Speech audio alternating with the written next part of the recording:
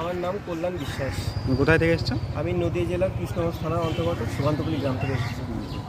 তো প্রথমে ডকুমেন্টস প্রসেসটা একটু বলো। প্রথমে আমরা এখান থেকে গেলাম গেট দিয়ে, যাওয়ার পর ওখানে একটা টেবিল করেছে, ওখানে বসতে দিচ্ছে সবাইকে, তো ওয়েটিং রুম। তারপর ওখান থেকে সিরিয়াল বাই 10 জন করে ডাকছে, ডাকার পর ভেতরে নিয়ে যাচ্ছে। তারপর একটা ফর্ম দিচ্ছে, সেই ফর্মটা ফিল আপ করতে হয় বেঙ্গলিতে।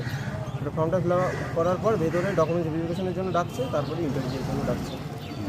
তো ইন্টারভিউ বোর্ডে কজন স্যারম্যান ছিল? আমি যখন গেছি 6 জন ছিলেন। 6 জন।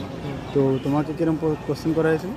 আমাকে বিশেষ করে যে ফর্মটা প্রথমে ধরতে হয়েছে, লিখতে হয়েছে, সেই ফর্মের উপর ডিপেন্ড করে অনেকটা কোশ্চেন জিজ্ঞাসা করেছে। তবে আমার নাম যেহেতু কল্যাণ, আমাকে বলছে পশ্চিমবঙ্গের একজন কল্যাণ নামে বিখ্যাত একজন ব্যক্তির নাম বলে, সেটা জিজ্ঞাসা করেছিল। তো আমার হবিটা কি সেটা জিজ্ঞাসা করেছিল। তারপর জিজ্ঞাসা করেছিল নদিয়া থেকে এসেছেন, একটা ম্যাম জিজ্ঞাসা করলেন যে আপনি তো নদিয়া থেকে এসেছেন, নদিয়ার একটা বিখ্যাত জায়গার নাম বলুন, সব জিজ্ঞাসা করেছিল। নিজের